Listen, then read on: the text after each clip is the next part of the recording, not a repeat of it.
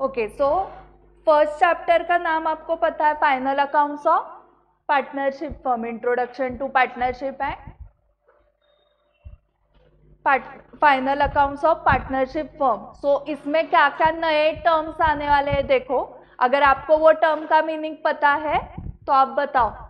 Okay, meaning माहिती असेल तर सांगा, नसेल माहिती तर I will explain. So first term क्या है, partner, a person who contributes the amount for business jointly, भागीदार। ओके, तो पार्टनर ओनर हो गया क्या? यस, हाँ पार्टनर ओनर है ना। A person who contributes amount for business, उस अमाउंट को ही हम क्या बोलते हैं? Capital, correct. सो वही दिया है, थर्ड वाला जा रही हूँ डायरेक्टली में। पार्टनर्स कैपिटल मतलब क्या? Amount contributed for business by partners. Okay, दोन्ही टर्म समजल्या? पार्टनर म्हणजे कोण? ओनर। सोल प्रोप्रायटरशिप मध्ये किती ओनर्स असतात? एक, करेक्ट। अँड पार्टनरशिप में मिनिमम 2, मॅक्सिमम 50. हाँ, आता नेक्स्ट कंसेप्ट है पार्टनरशिप फर्म। फर्म मतलब organisation who makes an agreement between 2 और मोर पर्सन्स। ओके, 2 और मोर मतलब कितने तक जा सकते हो आप? 50 पार्टनर्स। ओके, इतनी बड़ी पार्टनरशिप आप बना सकते हो। एंड 50 अबाउ जाना है तो क्या फॉर्म करना पड़ेगा आपको? कंपनी फॉर्म करनी पड़ेगी। पार्टनरशिप फॉर्म 50 पर्यंतच, पण तुमचे 51 मित्र आहेत, 51 लोग हो रहे हैं जो इंटरेस्टेड है इन डूइंग बिजनेस, तो आपको क्या करना पड़ेगा? Form company, private limited company ऐकलंय तुम्ही। ओके, सो मिनिमम 2 और maximum 50, it's an agreement. So an organization who makes an agreement between 2 or more persons for operating the business or profession. So business म्हणजे काय? Purchase and sale of goods, वो होता है business. And profession मतलब doctor, वकील, lawyer, chartered accountant, company secretary. Okay, ये होते हैं प्रोफेशंस, जिसको डिग्री, प्रोफेशनल डिग्री जिसके नाम के आगे होती है, डॉक्टर के आगे होती है सीए, सीएस, एडवोकेट, सीए में। ओके, तो वो प्रोफेशन होता है। सो सीए की पार्टनरशिप फर्म भी होती है, चार्टर्ड अकाउंटेंट्स की। सो पार्टनरशिप फर्म में आप बिजनेस भी कर सकते हो या प्रोफेशन भी कर सकते हो। उसके बाद पार्टनर्स ड्रॉइंग्स। सो ड्रॉइंग्स मतलब amount withdrawn for personal use. Okay, ये सोल प्रोप्राइटरशिप में 11th में भी थी कंसेप्ट। एंड इसमें एस लगाना कंपल्सरी है। हाँ, ड्रॉइंग नुसतं लिहिलं तर त्याचा अर्थ काय होतो? चित्र। ओके, यहाँ पर हम ड्रॉइंग चित्राविषयी नहीं बोलत, ड्रॉइंग्स ही लिखना है हमेशा। ओके, एंड गुड का भी क्या होता है? गुड्स ही होता है हमेशा। ओके, आपने सिर्फ गुड लिखा तो वो वेरी गुड, गुड बैड वाला हो जाएगा। सो गुड्स हमेशा क्या होते हैं? प्लूरल फॉर्म में ही होता है। एंड ड्रॉइंग्स भी हमेशा प्लूरल फॉर्म में ही होता है। अमाउंट और goods withdrawn taken from business by the partner for personal use. Okay, so यहाँ पर अमाउंट मतलब कैश भी आप विड्रॉ कर सकते हो फॉर पर्सनल यूज, और आप गुड्स भी विड्रॉ कर सकते हो।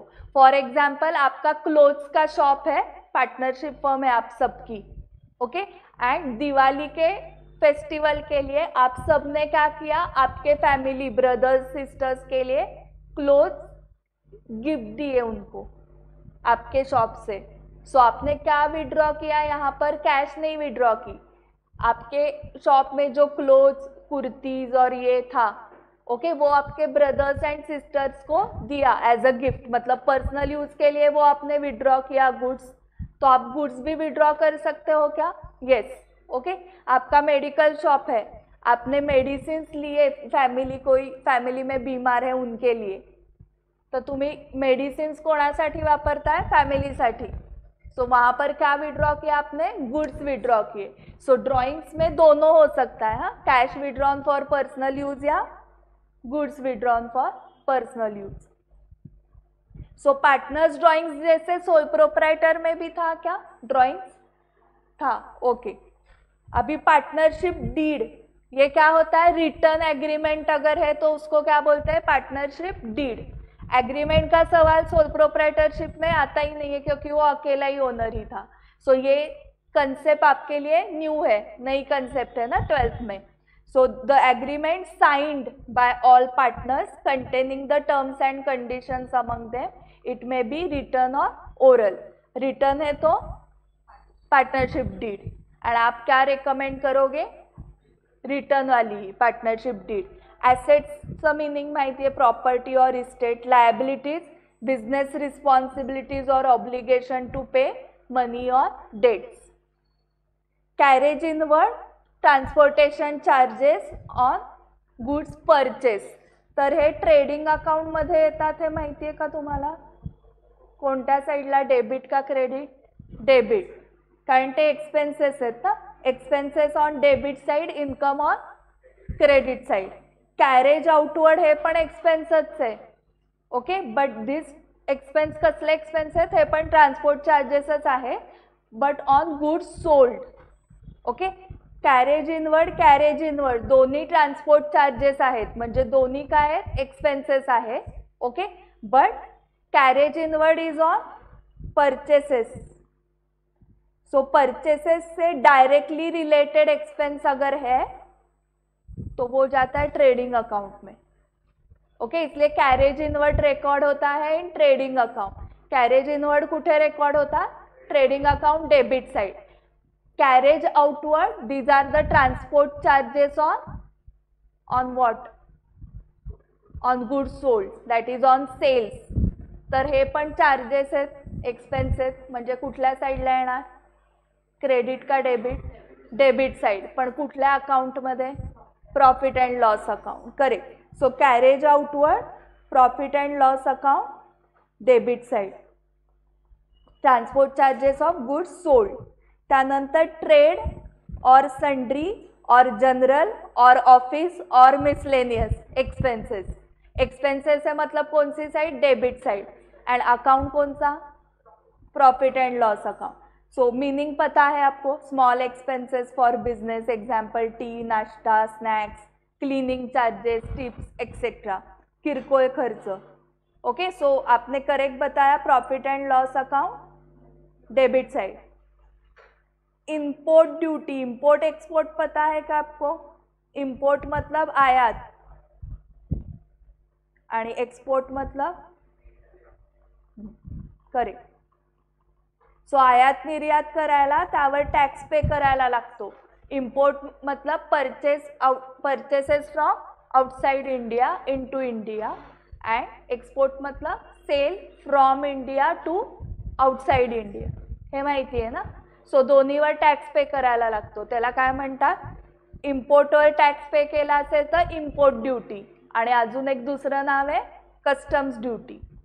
दोन्ही एकच आहेत, नाव वेगळे, ओके। तुम्ही एकच असता, तुमचं घरचं नाव वेगळं असतं, बाहेरचं नाव वेगळं असतं, तसं हे एकच आहे एक्सपेंस, ओके, बट नाम दो है, इम्पोर्ट ड्यूटी और कस्टम ड्यूटी।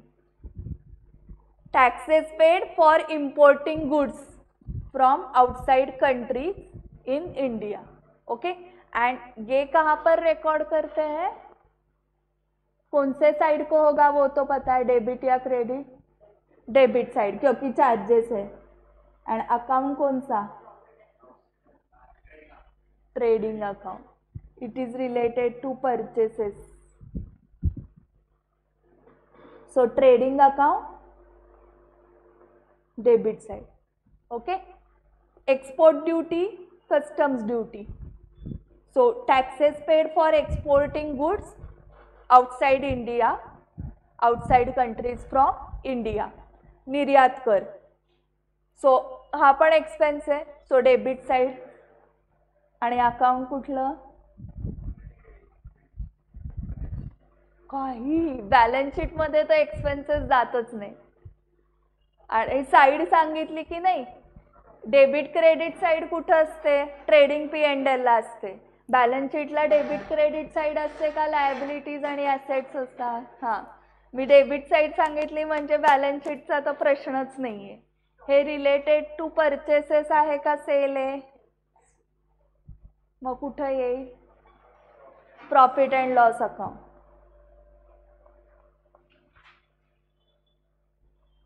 कॅरेज आउटवर्ड कशावरचं कॅरेज होते? कुठले ट्रान्सपोर्ट चार्जेस होते? हां, मग ते घेतलं ना P&L ला. मग हे एक्सपोर्ट ड्युटी कशावरचे? सेल्स एक्सपोर्टवरची ड्युटी आहे. मग ते कुठं घेणार? P&L ला. आणि ट्रेडिंग अकाउंटला कुठलं डेबिट? कॅरेज इनवर्ड आणि इम्पोर्ट ड्युटी किंवा कस्टम्स ड्युटी. बॅड डेट्स कुठे डेबिट होतात? हां, P&L डेबिट. बॅड डेट्सचं meaning customers debt which are not recoverable. So it is a loss to the partnership firm. Okay, amount is irrecoverable, not recoverable from customer. Okay, so bad debts कब होते हैं? आपने उधारी पे sale KIA है तो उसको क्या बोलते हैं? Credit sale. कैश सेल्स के केस में बैड डेट्स होंगे ही नहीं क्योंकि कस्टमर आपको इमीडिएटली पेमेंट देता है. क्रेडिट सेल के केस में रिस्क होती है क्योंकि उसने पेमेंट नहीं दिया तो प्रॉब्लम होगा. ओके, देता ही नहीं है मतलब क्या? वो फोन स्विच ऑफ कर देगा, आप घर जाओगे तो वहां पर नहीं होगा, वो लॉक होगा. ओके, तो आपका कुछ कांटेक्ट ही नहीं बन रहा है कस्टमर के साथ. सो आप पहले कोशिश तो करोगे ही ना रिकवरी की, बट अभी वो कस्टमर ही नहीं मिल रहा है आपको, तो क्या होगा? बैड डेट्स ही हो जाएंगे. ओके, सो एंड तक बिजनेसमैन ट्राई करेगा to recover the amount, but वो कैपेसिटी के बाहर गया. आजू बाजू में भी पूछा आपने, ये आदमी इधर रहता था, वो कहाँ पर गया? उनको भी पता नहीं है वो आदमी कहाँ पर गायब हुआ. जनरली पैसे जिसके पास नहीं है वो गायब हो जाएगा ना.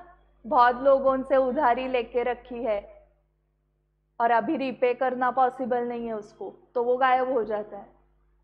तो बैड डेट्स होंगे. ठीक है, आरडीडी का फुल फॉर्म बताओ पहले. ये P&L डेबिट साइड हुआ. आरडीडी का full form reserve for doubtful debts. सगळ्यांनाच माहिती आहे ना हा full form. So reserve for doubtful debts, RDD आणि बॅड डेट्स हे सेम आहेत का? नाही आहेत सेम. नाही आहे. Bad debts is actual loss and RDD is estimated ना, भविष्यात होणारा. जो तुम्हाला असं वाटतंय की हा कस्टमर पे करणार नाही. So customers debt which can be converted into bad debts in future. Reserve for इथनं सांगितलात फुल फॉर्म का माहीत होता? Okay, reserve for doubtful debts RDD. Then loss by fire, goods destroyed by fire broke out in shop और factory और godown. Okay, रुको, RDD कहाँ पर आता है? कौन सी साइड? लॉस बाय फायर किधर आता है? लॉस है. हाँ, profit and loss account which side? Debit side, क्योंकि लॉस है ना. लॉसेस एंड एक्सपेंसेस सब डेबिट साइड को, इनकम एंड गेन सब क्रेडिट साइड को. Depreciation, it is decrease in the value of fix assets due to use wear tear. Okay, fix assets word है. हाँ, depreciation सिर्फ fix assets पे होता है, current assets पे नहीं होता है. डेटर्स का डेप्रिसिएशन सुना है क्या आपने? स्टॉक का डेप्रिसिएशन नहीं, वो उसका ड्यूरेशन ही 1 ईयर होता है करंट एसेट्स का, and more than 1 year is fix assets. So depreciation कौन से केस में लगता है? Only fix assets. Okay, current एसेट्सच्या केसमध्ये डेप्रिसिएशन नाही लागत. आणि इथे पण क्लिअर कट दिलंय, decrease in the value of fix asset due to use wear and tear. Okay, so depreciation कौन से साइड को आएगा? हाँ, करेक्ट. लॉस है तो P&L account debit side.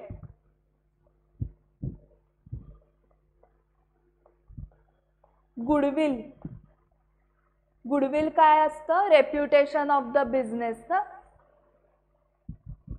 Reputation of the business earned bye owner in terms of profit made within latest some previous years. नावलौकिक.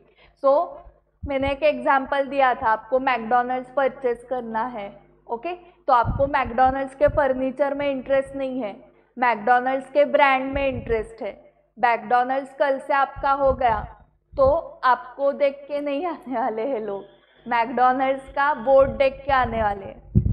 Customers को owner कौन है पता है नहीं रहता है ना, कस्टमर्स को चलो वहाँ पर मैकडोनल्ड्स दिख रहा है जाते हैं, ओके, मतलब कस्टमर क्यों आ रहे हैं, because of that name brand McDonald's. So McDonald's अगर आपको परचेस करना है तो आपको फर्नीचर में इंटरेस्ट नहीं है मैकडोनल्ड्स के, उसके ब्रांड में इंटरेस्ट है, तो मैकडोनल्ड का ओनर आपसे पैसे लेने वाला है उस ब्रांड के लिए, तो उसको अमाउंट देनी पड़ेगी, तो उसका मॉनेटरी वैल्यू निकालना पड़ेगा। That monetary value of reputation और monetary value of brand is goodwill, okay. मेरा गुडविल है, मेरा रेप्यूटेशन है, सिर्फ ऐसे बोला, बट उसकी एग्जैक्ट अमाउंट जब तक नहीं मिलती तब तक आप बुक्स में भी रिकॉर्ड नहीं कर सकते हो, तो उसकी मॉनेटरी व्हॅल्यू निकालनी पडेगी आपको, ओके, तेव्हाच आपण त्याला बुक्समध्ये रेकॉर्ड करू शकतो। पुढचे investment, amount invested out of savings into shares, gold, fixed deposit, FD, land, plot etcetera. Investments, okay, goodwill कहाँ पर रिकॉर्ड होता है फाइनल अकाउंट्स में,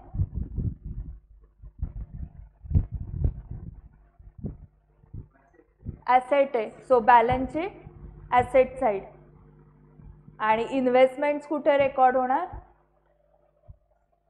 assets, balance sheet asset side, correct. Next is copyright, माहिती आहे का, legal right to be the only person who may print, copy और perform etcetera of original, okay. So copyright कशा कशाचं असतं माहिती आहे का, पुस्तक, बुक का कॉपीराइट होता है, ओके।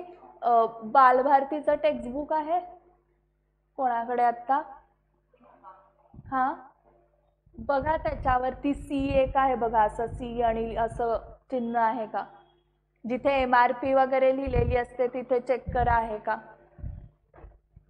कुठेतरी असणार असा सी सर्कलमध्ये,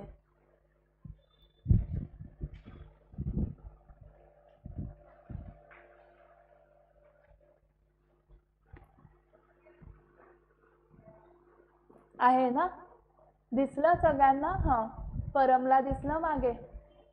सो म्हणजे काय, कॉपीराइट आहे, त्यातला कंटेंट जर का कॉपी केला कोणी तर त्याच्यावर लीगल ॲक्शन घ्यायचा अधिकार आहे कोणाला, बालभारतीवाल्यांना, ओके।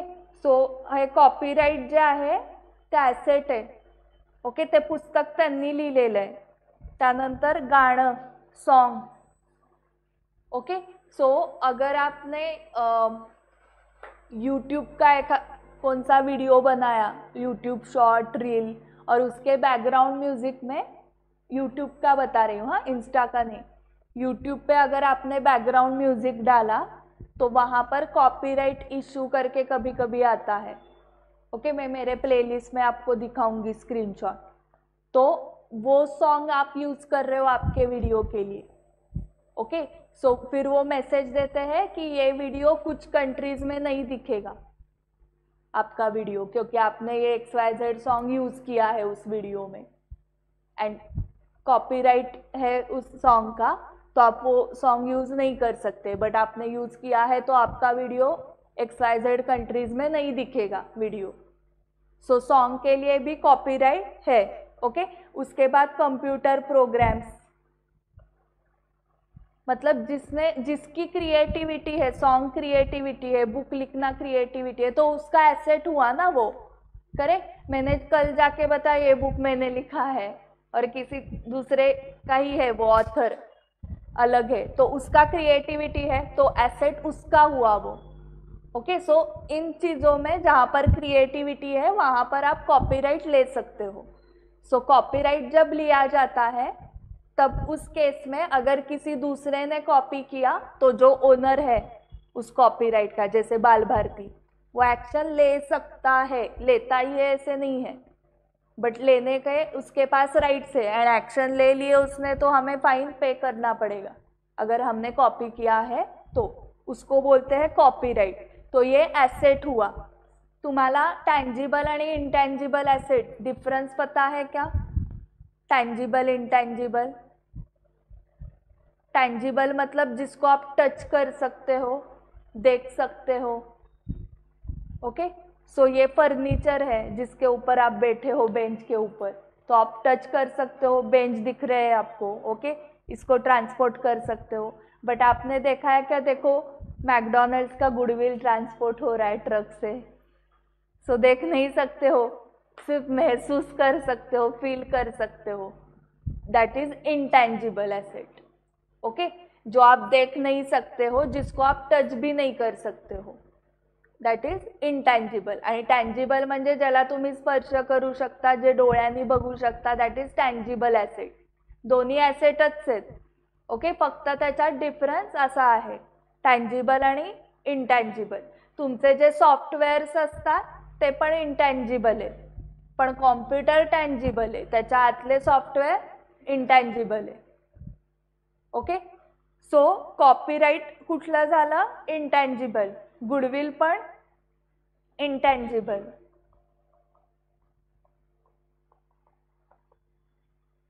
कॉपीराइट हे ॲसेट तुमच्याकडे आहे हे कसं कळतं? त्या सी वरून कळतं। ओके, सो हे पण काय झालं? इंटँजिबल।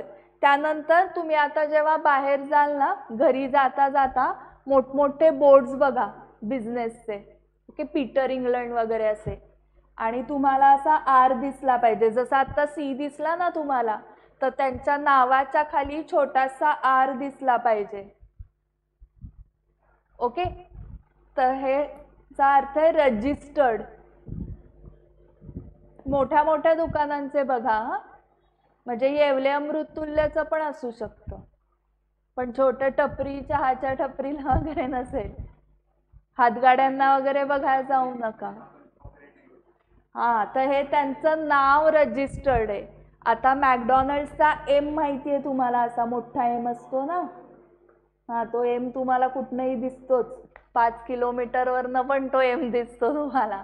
ओके, तर तो असा एक स्पेसिफिक लोगो आहे त्या एमचा, तर तसा सेम एम मी वापरला तर नाही चालणार, कारण तो रजिस्टर्ड आहे।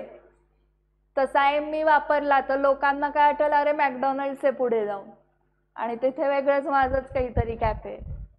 ओके, सो ज्यांनी ते रजिस्टर केलंय ना, तर सेम आपण त्यांचा, आता मॅकडॉनल्ड्सनी रजिस्टर केलेला आहे तो एम, तर आपण ते यूज केलं तर काय होईल? McDonald's can take action against us. Okay, त्यानंतर तुम्ही स्टारबक्सचं पाहिलं असेल, स्टारबक्स सारखं एक आलं होतं काहीतरी सिमिलर, त्याचा लोगो त्यांनी असाच वापरला होता, पण नाव वेगळं दिलेलं, स्टारबक्स सारखंच दिसायला, कॉफीचं जे आहे दुकान ते।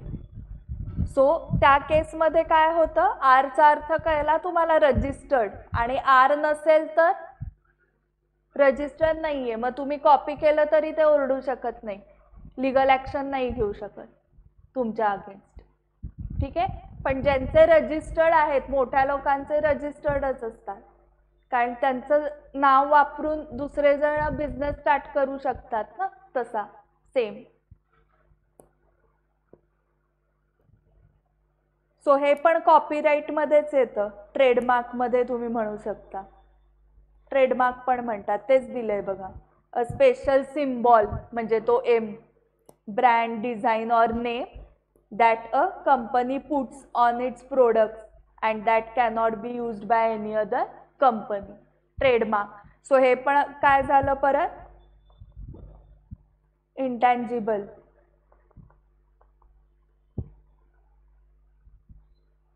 ओके, सो तुम्हाला जर का आर नाही दिसला ना असा, तर तुम्हाला TM दिसू शकतो असा कॅपिटलमध्ये, तर ट्रेडमार्कचा शॉर्ट फॉर्म आहे तो, म्हणजे परत तेच झालं, रजिस्टर्ड आहेत ते। ओके, आता नेक्स्ट इज पेटंट राईट। हे पण इंटँजिबल आहे. हे माहिती आहे का तुम्हाला काय असतं? The legal right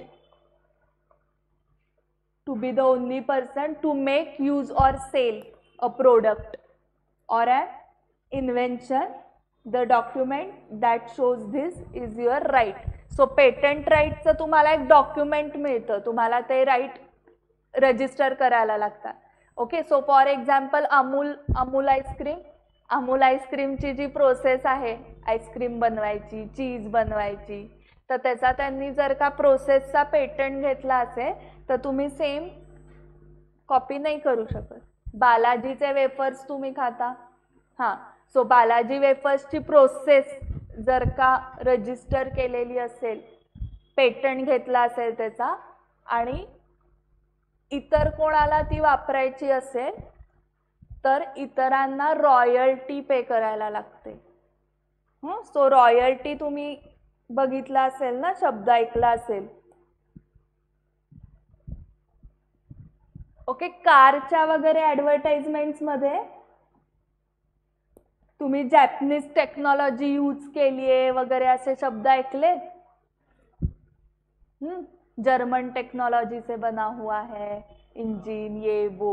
okay, so ये Japanese technology, German technology use की है, मतलब उस कंपनी ने जापानीज कंपनी को पेमेंट किया है रॉयल्टी का, या जर्मन कंपनी को, एंड देन हम वो टेक्नोलॉजी यूज कर सकते हैं. फिर आप उसके ऐड कर सकते हो कि हमारे कार में जापानीज टेक्नोलॉजी है, जर्मन टेक्नोलॉजी है, XYZ. ओके, तर त्या कंपनीला, कार मॅन्युफॅक्चरिंग कंपनीला रॉयल्टी पे करायला लागते. रॉयल्टी काय आहे समजलं? दुसऱ्याची टेक्नॉलॉजी तुम्ही वापरताय ज्याचा ॲक्च्युली त्यांनी पेटंट घेऊन ठेवलेला आहे. ओके, आता रॉयल्टी मॅन्युफॅक्चरिंग रिलेटेड एक्सपेन्स झाला. ओके, जोवर तुम्ही रॉयल्टी पे करत नाही तोवर तुम्ही टेक्नॉलॉजी यूज करू शकत नाही. सो रॉयल्टी एक्सपेन्स झाला म्हणजे डेबिट साईड. आणि अकाउंट सांगू शकता तुम्ही, ट्रेडिंग का P&L? ट्रेडिंग, कारण ते प्रोडक्शन रिलेटेड आहे. जोवर आपल्याला रॉयल्टी आपण पे करत नाही तोवर टेक्नॉलॉजी नाही मिळणार. टेक्नॉलॉजीच नाही मिळाली तर कार कशी मॅन्युफॅक्चर होणार? ओके, तुम्हाला अमूलसारखं सेम आईस्क्रीम बनवायचं आहे तर त्यांची टेक्नॉलॉजी लागेल. मिल्क कुठलं वापरायचं, किती वापरायचं, शुगर आणि फ्लेवर्स वगैरे. सो त्यांनी जर का पेटंट घेतलं असेल अमूलनी तर तुम्हाला काय करावं लागेल? त्यांना रॉयल्टी पे करायला लागेल. मग ते तुम्हाला टेक्नॉलॉजी सांगतील, मग तुम्ही सेम प्रोसेस वापरून तुमचं आईस्क्रीमची टेस्ट पण तीच येईल. ठीक आहे, पण they should be ready to tell you that technology. Okay, so काही जण असा विचार करतील की चलो रॉयल्टी इनकम मिल रहा है, कोई बोलेगा नहीं मुझे तो मोनोपोली करनी है, मेरे आइसक्रीम की टेस्ट किसी दूसरे के साथ मैच नहीं होनी चाहिए, so I will not tell technology, मुझे रॉयल्टी इनकम नहीं मिला तो भी चलेगा. Okay, so royalty correct guess केलं तुम्ही. Trading account debit side. Copyright intangible asset, balance sheet asset side. Patent right, trademark intangible asset. Okay, कुठे? Balance sheet asset side. Bills receivable, bills payable document असतं, bill of exchange. Okay, credit सेल्सच्या केसमध्ये लागणार आहे, cash सेल्सच्या केसमध्ये नाही लागणार आहे. Okay, document sign by customer. काय करतो तो साइन? गॅरंटी देतोय ना, for guarantee of payment within specified period. Okay, I will pay, आणि पिरियड पण मेन्शन असतो. That is bills receivable. त्याला मराठीत हुंडी म्हणतात. हुंडा वेगळा आणि हुंडी वेगळी. ओके, त्यानंतर बिल्स पेएबल म्हणजे तेच डॉक्युमेंट. ते एकासाठी बिल्स रिसिवेबल आहे, दुसऱ्यासाठी बिल्स पेएबल आहे. Document signed by us to seller for guarantee of payment within prescribe period. Okay, so तुम्हाला कस्टमर्स कडून काय मिळेल? Bills receivable. ओके, आणि कस्टमरसाठी तेच डॉक्युमेंट बिल्स पेएबल असणार आहे आणि तुमच्या अँगलनी ते रिसिवेबल असणार. तुम्ही जे सप्लायरला द्याल ते बिल्स पेएबल आणि सप्लायरसाठी that is bills receivable. Document एकच आहे ते, फक्त बिल्स रिसिएबल ॲसेट झालं जर का ते आपल्याला कस्टमरकडून येणार असेल तर. सो ते कुठे लिहिणार तुम्ही? Balance sheet asset side. आणि बिल्स पेएबल आपण सप्लायरला देतोय तर ते लायबिलिटीज साईडला लिहिणार. ओके, ह्याच्यावर पूर्ण अख्खा एक चॅप्टर आहे, हे माहिती आहे का, बिल ऑफ एक्सचेंज नावाचा. त्याच्यात जर्नल एंट्रीज शिकायच्यात आपल्याला बिल ऑफ एक्सचेंजच्या. आणि हर्षद मेहता स्कॅम माहिती आहे? आजचा मी तुम्हाला खूप छान होमवर्क देऊ का? इतकं आवडेल ना. हर्षद मेहता स्कैम की वेब सीरीज देखो. ओके, मैम ने वेब सीरीज बघायचा होमवर्क दिला है. सो उसमें पूरा बिल ऑफ एक्सचेंज यूज किया हुआ है. ओके, उस टॉपिक तक आने के बाद देखा तो भी चलेगा, तर तुम्हाला समजेल ॲक्च्युली काय असतं बिल ऑफ एक्सचेंज आणि त्यांनी स्कॅम कसा केलाय. हर्षद मेहता स्कॅम 1992 असं सर्च केलं की येईल.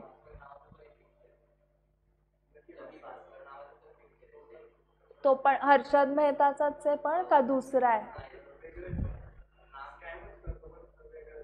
ओके, सो लकी भास्कर, पण ओरिजिनल स्कॅम केलेला माणूस कोण आहे ते नाही माहिती. म्हणजे असं जनरल नाव घेतलंय त्यांनी. हां, मग हा मराठीतून आहे का? हिंदीतूनच आहे. ओके, हां, मग त्यात हर्षद मेहताचं नाव असेल तर हेच बिल ऑफ एक्सचेंज मधूनच केले. SBI बँकला बुडवलं होतं त्यांनी बिल ऑफ एक्सचेंज मधून, पण त्यांनी ते सगळं लिगलीच केलं होतं. आणि मग नंतर लॉ बदलला, म्हणजे लॉमध्ये लूप होल्स होते, म्हणजे कमतरता होती लॉमध्ये, ते त्यांनी बघितलं सगळं आणि हे केलं आणि मग नंतर लॉ बदलावा लागला. Bank loan long term loan taken from any bank और at specific rate of interest. आता माझे 2 प्रश्न आहेत. बँक लोन कुठे लिहिणार फायनल अकाउंट्समध्ये?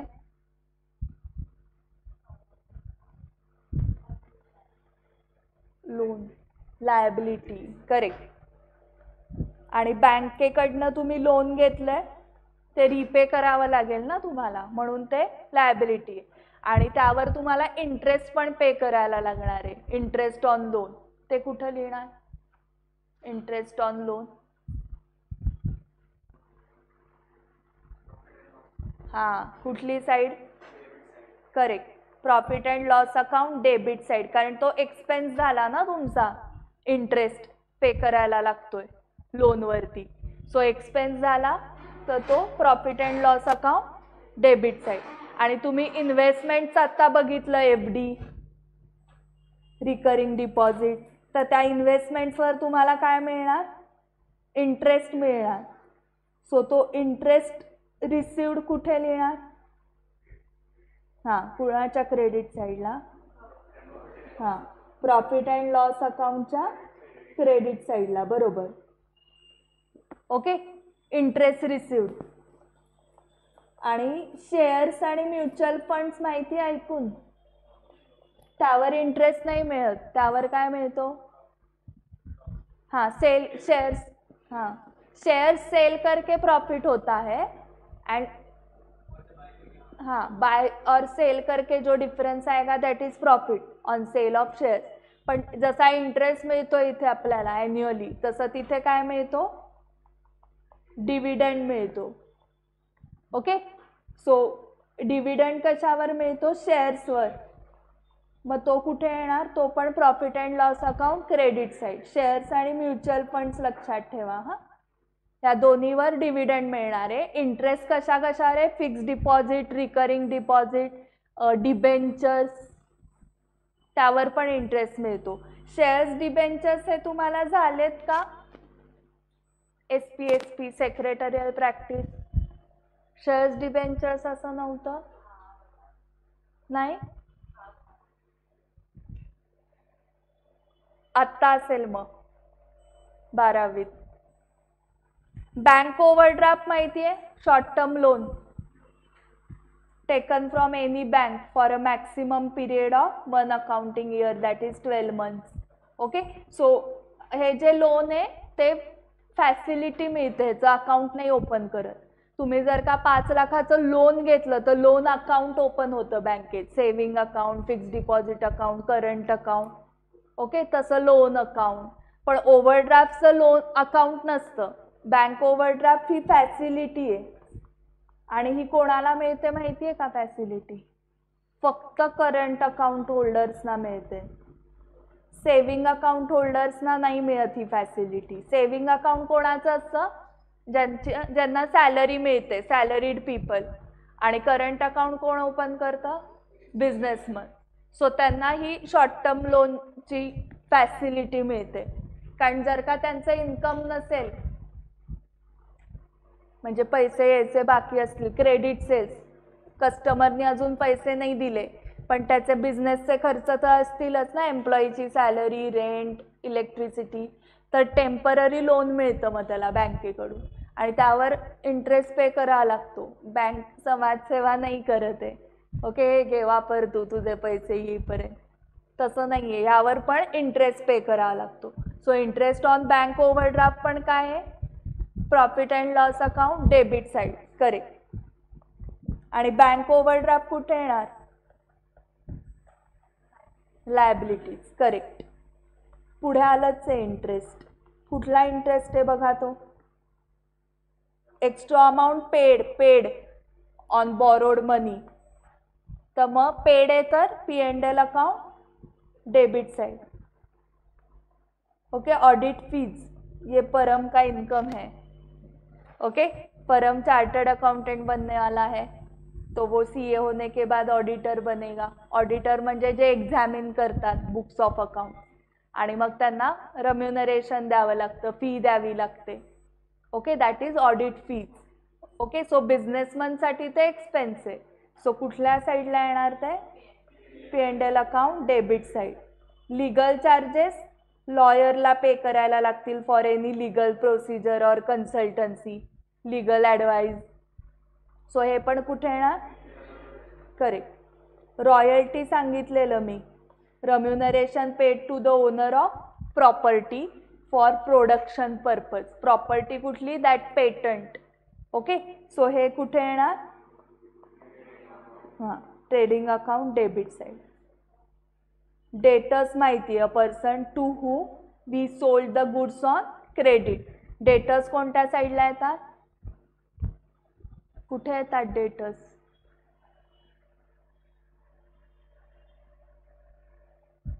पर्सनल, रिअल, नॉमिनल मधलं काय आहे डेटर्स?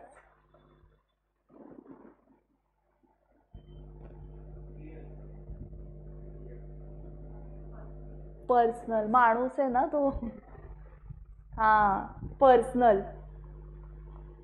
ट्रेडिंग अकाउंट आणि प्रॉफिट अँड लॉस अकाउंट मध्ये नॉमिनल अकाउंट्स येतात फक्त, एक्सपेन्सेस आणि इन्कमचे. ट्रेडिंग अँड P&L मध्ये हा नॉमिनल नाही आहे, हा पर्सनल आहे आणि ॲसेट आहे. ओके, सो कुठे येणार?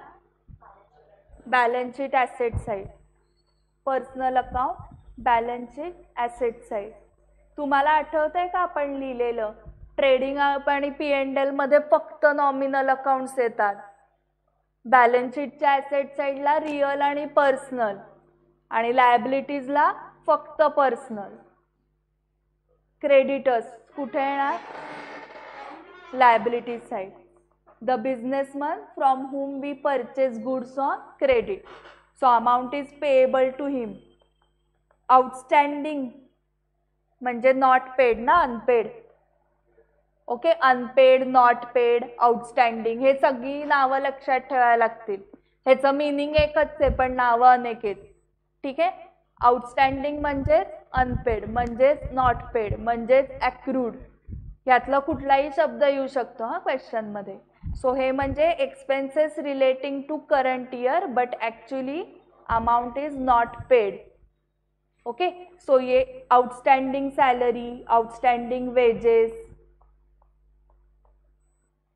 आउटस्टँडिंग इलेक्ट्रिसिटी, कुठलाही एक्सपेंस जो करंट ईयरचा है पण अभी तक पे नहीं किया है, मग हे ही लायबिलिटी आहे ना आपली, बॅलन्स शीट लायबिलिटी साईड. आणि ह्याच्या एक्झॅक्ट उलट आधीच पे करून ठेवलाय, prepaid, paid in advance. Okay, हाँ वो एक्सपेंस में ऐड करते हैं, करेक्ट. दो इफेक्ट्स होते हैं, correct. Expenses paid in advance for next year, next year की सैलरी आपने एडवांस में दे दी. आप एम्प्लॉय पे बहुत खुश हो गए, बहुत अच्छा काम कर रहा है ये आदमी, ये हमें छोड़ के नहीं जाना चाहिए, नेक्स्ट ईयर की सैलरी दे के रखो इसको. सो ये क्या हुआ, प्रीपेड.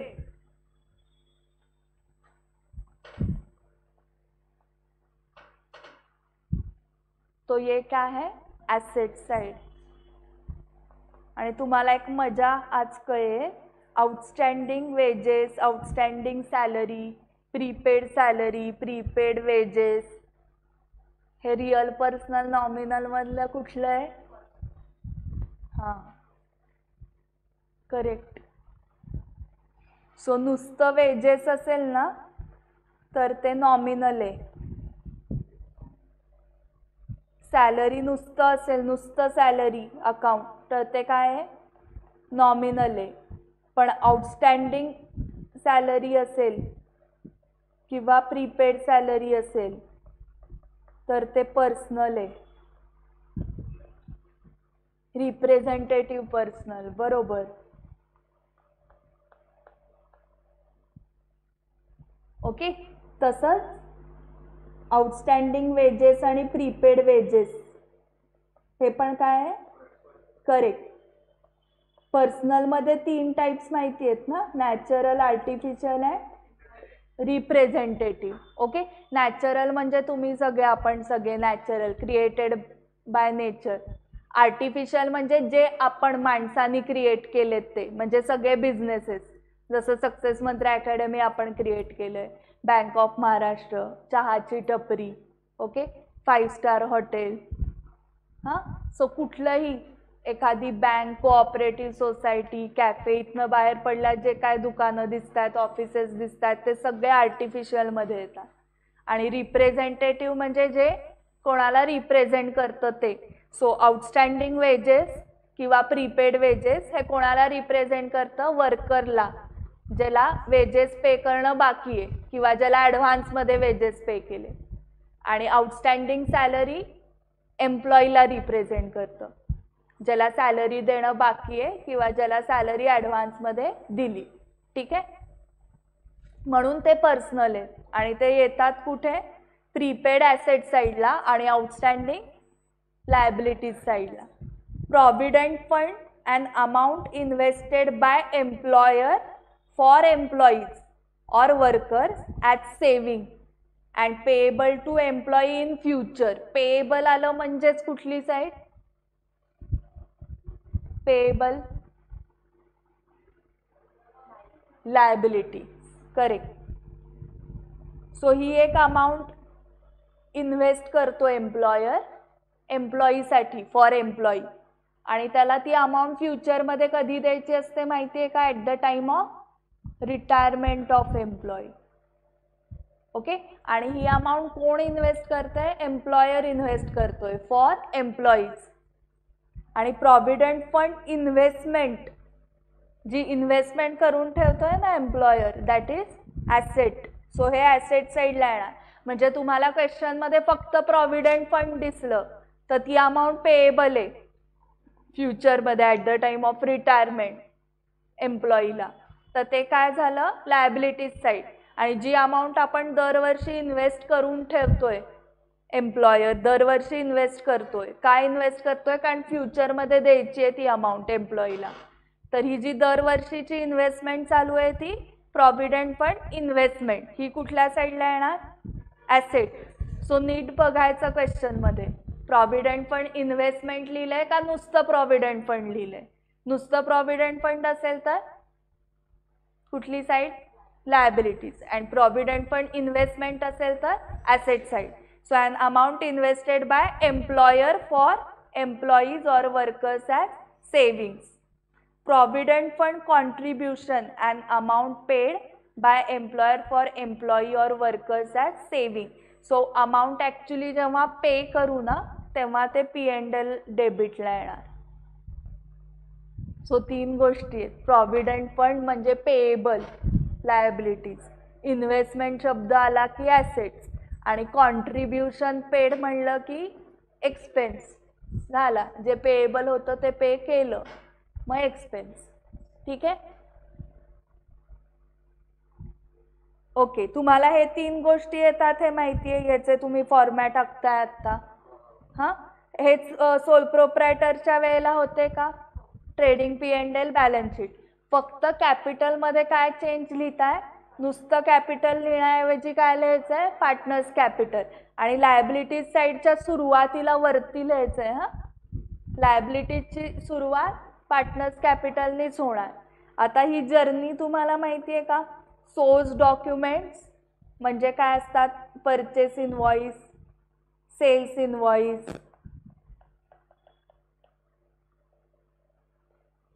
बँक स्टेटमेंट, कॅशबुक माहिती आहे का? कॅश वाउचर्स माहिती आहे का? परचेस इनवॉइस, सेल इनवॉइस माहिती आहे, बँक स्टेटमेंट किंवा पासबुक माहिती आहे. हां, कॅश वाउचरसाठी आपल्याला ऑफिसमध्ये जावं लागेल, तिथे कॅशबुकमध्ये कॅश वाउचर मिळेल तुम्हाला. डेबिट नोट, क्रेडिट नोट हे तर माहीत असणं शक्य नाही. माहिती आहे हे काही? ओके, हे सगळे सोर्स डॉक्युमेंट्स झाले. ह्याचा अर्थ सांगेन मी काय. पण हे डॉक्युमेंट, काहीतरी डॉक्युमेंट पाहिजे ना, ते बघून आपण जर्नलमध्ये एंट्री करतो. असंच मनाने आज काय बोर होतंय मग आपण एंट्र्या करूया, असं नाही एंट्र्या होत. डॉक्युमेंट प्रूफ पाहिजे. आणि जे CA ऑडिटर आहेत ते काय करतात? प्रत्येक एंट्रीला प्रूफ आहे का नाही बघतात. ओके, जर का बिझनेसमन रेंट पे करत असेल तर रेंट ॲग्रीमेंट बघितली जाते, रेंटची ॲग्रीमेंट. त्याप्रमाणे रेंटच्या एंट्रीज होणार ना ॲग्रीमेंटमध्ये जी रेंटची अमाऊंट लिहिली आहे. सो हे सगळे सोर्स डॉक्युमेंट्स आहेत. तिथनं काय होते? एंट्री होते, जर्नल एंट्री. कुठल्या बुकमध्ये? जर्नलमध्ये. जर्नल नंतर काय येतं? Ledger posting. लेजरमध्ये तुम्ही पोस्ट करता from journal to ledger. Ledger झाल्यानंतर ट्रायल बॅलन्स, आणि ट्रायल बॅलन्स नंतर ॲडजस्टमेंट्स होऊन त्याच्यात फायनल अकाउंट्समध्ये ट्रेडिंग P&L आहे, बॅलन्स शीट. कॅरेज इनवर्ड आपण पाहिलेलं, रॉयल्टी. ट्रेडिंग अकाउंटमधले बघा एकदा. Purchases trading account obviously, carriage inward. Wedges माहिती आहे, वर्कर्सना वेजेस पे करतात, एम्प्लॉईजना सॅलरी पे करतात. पॉवर, फ्युएल, फॅक्टरी एक्सपेन्सेस हे सगळं ट्रेडिंग अकाउंटमध्ये येणार आहे. हां, are considered as direct expenses. Trading account is prepared by considering only direct expenses and direct income of the business. So direct income चे example सांगा. हे तर सगळे direct expenses चे income झाले, direct expenses चे example झाले हे सगळे. Direct income मध्ये income received by sale of goods or services are considered as direct income. म्हणजे सेल्स. सेल्स तुम्ही कुठे लिहिता? ट्रेडिंग अकाउंट, क्रेडिट साईड, कारण ते डायरेक्ट इन्कम आहे तुमचं. ओके, पण तुम्ही फॉर एक्झाम्पल प्रोफेशनमध्ये आहात. परमचं एक्झाम्पल जे आपण घेतलं, तर परमच्या केसमध्ये सेल्स नाही येणार आहेत, तो गुड्स नाही सेल करत आहे, तो ऑडिट करतोय. मग त्याला काय मिळणार आहे? Audit fees. सो तो ट्रेडिंग अकाउंट नाहीच बनवणार, तो direct profit and loss account बनवणार आणि तिथे लिहिणार बाय ऑडिट फीज क्रेडिट साईडला. त्याच्यासाठी ते इन्कम आहे. Consultancy fees, doctor, legal lawyers consultancy fee, legal advisory fee. Okay, so cells तर कोणाच्या केसमध्ये झालं? बिझनेसमनच्या केसमध्ये. बट प्रोफेशनच्या केसमध्ये consultancy fees. All direct expenses are debited and all direct income are credited to trading account. Debit balance of this account indicates gross loss and credit balance indicates gross profit. Debit balance म्हणजे कुठली side मोठी असते? Debit side का credit side? Debit balance आहे या अकाउंटला असं जेव्हा आपण म्हणतो तेव्हा debit side is more than credit side. आणि क्रेडिट बॅलन्स आहे असं जर का आपण म्हणलो तर कुठली साइड मोठी आहे? Credit side is more than debit side. Okay, so debit balance आहे म्हणजे डेबिट साइड मोठी आहे म्हणजे तुमचे एक्सपेन्सेस जास्त आहे कंपेअर्ड टू इन्कम. म्हणजे काय झाला? Gross loss. सो म्हणून त्यांनी काय दिलंय? डेबिट बॅलन्स असेल तर ग्रॉस लॉस. आणि क्रेडिट बॅलन्स म्हणजे credit side is more means income is more than expenses. मग त्या केसमध्ये काय झालं तुम्हाला? Gross profit. Correct.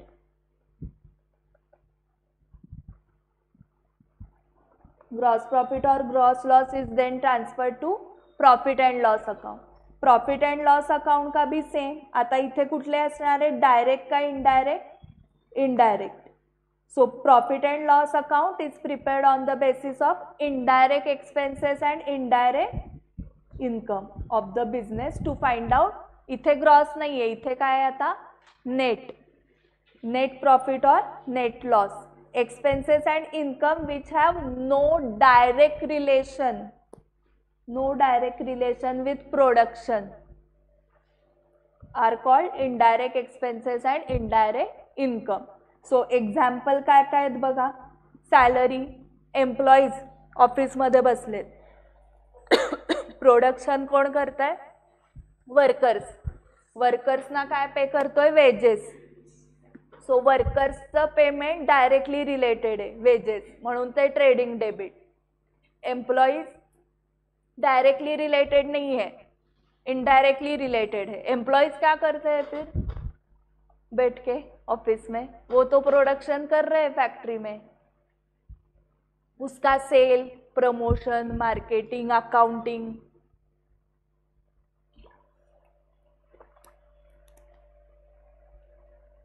Okay, production के लिए लोन लेना पड़ेगा, पैसा लगेगा, सो इंटरेस्ट पे करना पड़ेगा. सो ये सब इनडायरेक्ट है. Okay, rent, stationery. Indirect expenses are recorded on debit side of P&L account and indirect income on credit side. Indirect expense, office expense, administrative expense, selling, distribution, financial expenses. हे सगळं नवीन नाही आहे ना यातलं काही? तुम्हाला हे माहिती आहे ना तुम्हाला? सुनीताला माहिती आहे का हे? का नवीन आहे हे तुझ्यासाठी? कसं काय नवीन आहे?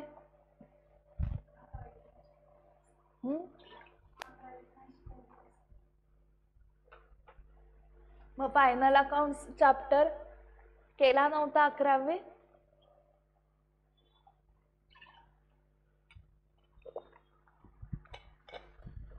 Indirect income and gains include discount received, interest received, commission received, जे काय रिसिव्ड होत आहे ते डिस्काउंट, कमिशन, इंटरेस्ट, रेंट.